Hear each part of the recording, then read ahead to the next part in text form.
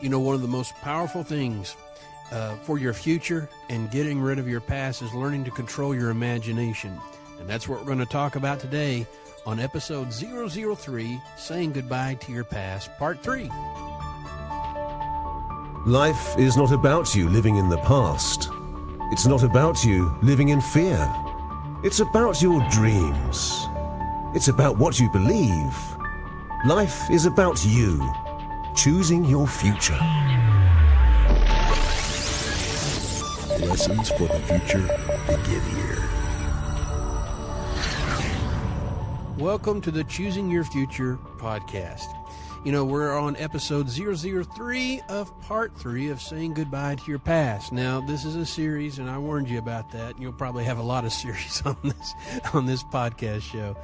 But before we get started, hey, check out the choosingyourfuture.org website. And also, if you love the program, subscribe to it, please. Also, share it if you think it's helping you and you think it might help somebody else, because that's what it's all about. And also, we want to thank WriterLock for sponsoring this episode. And if you have an invention or a song or a screenplay, a book you're trying to protect and get it across the internet without it being stolen, WriterLock can help you. So make sure you listen to the commercial afterwards. Listen, we've been on this episode of last couple episodes actually of saying goodbye to our past, and you know, everybody deals with it. I encourage you to go back, especially look at the 6 things that we talked about, evaluating your life with the past, and see if you actually have a lot of past you need to deal with. Today we're going to talk about how much the imagination deals with our past. In other words, the imagination plays a huge part in bringing the past back to our life. And we've talked about in past episodes how your mind can't discern the difference between what's real and what's not because of how powerful the imagination is. You know, everything you see, everything you're dealing with, your car, your house, especially your iPhones or your Android phones, whatever you use, your computers, it all started in the imagination. Nobody would have thought, okay?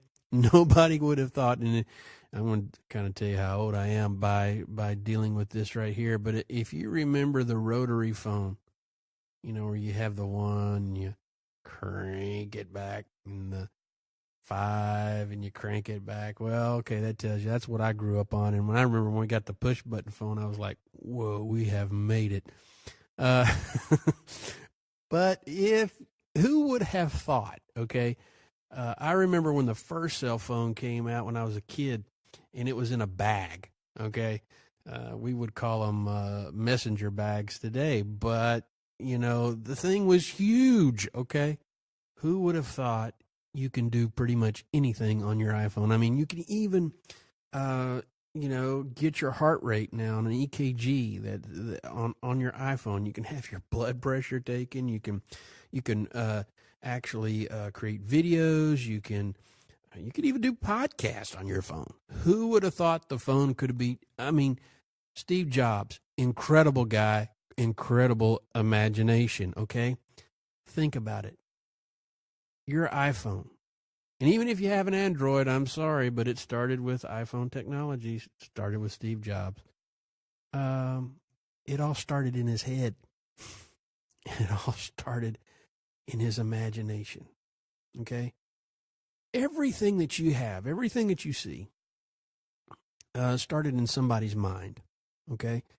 And it became so real to them. They believed in it, and they worked it out, and they developed it, and they made it. I love future thinkers, and I love guys like Einstein and Tesla, and you know, the usual guys. But everything that's created started in the imagination of the mind. I'm going to read you a couple of quotes. One is by Albert Einstein. He says, "Imagination is more important than knowledge, for knowledge is limited to all we now know and understand, while imagination embraces the entire world and all there ever will be to know and understand." In other words, the imagination is what triggers knowledge.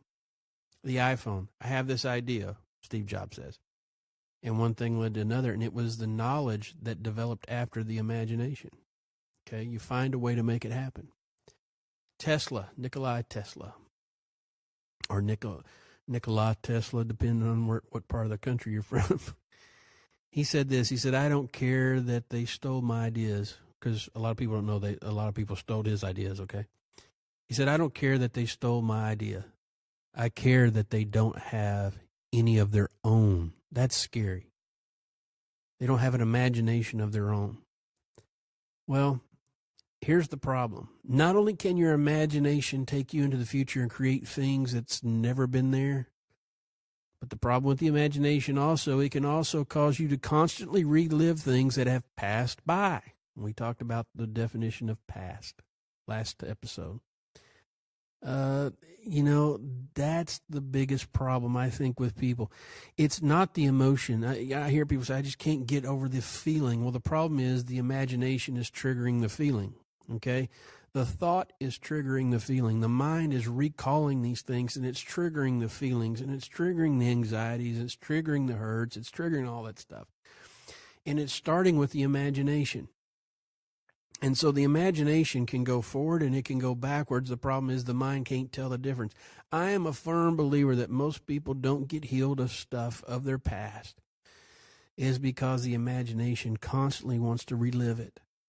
Now, this takes some working. It takes some working. I love the scripture that says, be transformed. The only way to transformation is by the renewing of your mind, and that's in Romans 12 to be exact. So the way to transformation of our mind is to renew our mind. I love what the scripture says. It says, whatever things are pure, whatever things are just, whatever things are praiseworthy, meditate, think on these things. Another scripture says, put every vain imagination down. Put it under the obedience of Christ. You have to work on your imagination. The imagination is a good thing and it's a bad thing. It's just depend on how you choose to live in it, past or future. And so I want us to look at a couple other scriptures too. Matter of fact, Genesis 11:6 says, "And the Lord said, Behold, the people is one, and they have all one language, and this they begin to do, and now nothing will be restrained from them, which they have imagined to do." This is talking about when they were building the Tower of Babel. They wanted to reach up into the heavens. Well, God said, look, these folks are going to do exactly as they have imagined to do. Well, I don't know if I believe that. Well, somebody imagined us going to the moon, and look at there, we did it. We got people that imagine telescopes going into outer space, and now what they have found out that there is a limit to the universe. There's actually supposedly a wall around the universe where it only goes so far. Maybe, maybe not. I don't know. I hadn't totally seen the images. However, we have a space station. We got actually people living in space. You just got to look. I mean, everything that seems impossible starts with the imagination. And so don't let the imagination take you backwards to the things that have already passed by, but let your imagination take you to the future, the things that are possible. Here's another scripture, Genesis 6:5. Listen to this. "And God saw that the wickedness of man was great in the earth, and that every imagination of thoughts of his heart was only evil continually." So here's the first clue. Your imagination is connected to your heart, and what you imagine is what you believe. Okay? That's kind of where your life is going, in the things that you imagine, the things that you see, the things that you believe. It's either things of past or things of future. Now, even though things have happened into your past, you have to recall them and relive them and bring them back to an imagination to live them out again, okay? And so what happens is that things start becoming real again. Old hurts are relived and so on and so forth. But even the scripture talks how that the heart and the imagination are connected. Here's another one. Jeremiah 9:14 says, "But have walked after the imagination of their own heart, and after Balaam, which their fathers taught them." So notice again, we got another connection with the imagination and the heart. The mind and the heart. Here's another one. And I mentioned this earlier. 2 Corinthians 10:5 says, casting down imaginations and every high thing that exalts itself against the knowledge of God, and bring into captivity every thought to the obedience of Christ. So again, here we see we got the mind, the imagination, and the heart working together, because what is imagination, or what is in our imagination, eventually becomes reality. You imagine yourself doing it, therefore you start to believe it and you start acting upon it. Matter of fact, I love what John Maxwell says. He says in 21 primitive languages, the word believe means to do. Okay, so what you believe is what you actually do. Okay, and what you actually do started with an imagination. Okay, it might have took some time for fulfillment, but either way, you started thinking about this. You started meditating on this. You started visualizing this. And, if people visualize nothing, they end up doing nothing. If people visualize themselves and imagine themselves doing something, they actually do something. Many, not only successes, but even many sins start with the thought of the mind, the imagination. I read you 2 scriptures, and there's a lot more that deal with this topic. You imagine yourself doing the wrong, and eventually it becomes so burned in your heart that you have a desire to do that. Well, guess what? Getting over the past is the same way. You literally have to imagine yourself somewhere different.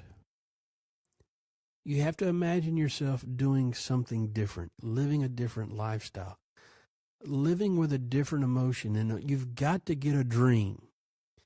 We're going to be talking about here in the very next episode, and please don't miss this episode, about Joseph and how he actually was able to forget all the hurts. Now, if you don't know the story of Joseph, Joseph had a dream that he was going to be this success and that his relatives would bow down to him, and his brothers didn't care for it too much. They basically plotted to kill him, made it look like he was dead anyway. And it hurt his father, and the long of the story is this, that the dream that he had actually came to pass. But he went through great, great persecution and torment and turmoil through the process, false accusations, the whole bit. But the scripture says, in not trying to give the next episode away, it says he gave birth to 2 children, one named Manasseh and one named Ephraim. And it says, for God has caused, the word Manasseh means to forget, for God had caused me to forget all my toil and all my pain. And, God didn't come down and just touch him and lay hands on him, and neither did anybody else. But what kept Joseph going forward was not living in all the problems of his past. What caused him to go forward was living in the dream, having that dream in front of him. And that's how we overcome past. You've got to have a dream. You've got to have a vision of the future. That's how you overcome. And so we're going to talk about that in the next episode. Make sure you don't miss it. And also I'm going to give away 6 evaluations to help you overcome your past. I can't stress this enough. You are vital. I don't care what you've been through. I don't care about the hurts, because you know what? They've been in the past. I'm more concerned about your future, that you know that you have one, that you know that your life is valuable, and that the plan for your life is up to you. You have to choose to believe that you have a future, because you do. And I'm excited to be a part of it, and I'm excited to see what's about to happen with your life. Whether you're a songwriter, inventor, author, or screenwriter, WriterLock brings security, letting you know who, where, when, and how people are listening and viewing your next big idea. Visit WriterLock.com. Thank you for listening to the Choosing Your Future podcast. For more information, please visit choosingyourfuture.org. That's choosingyourfuture.org.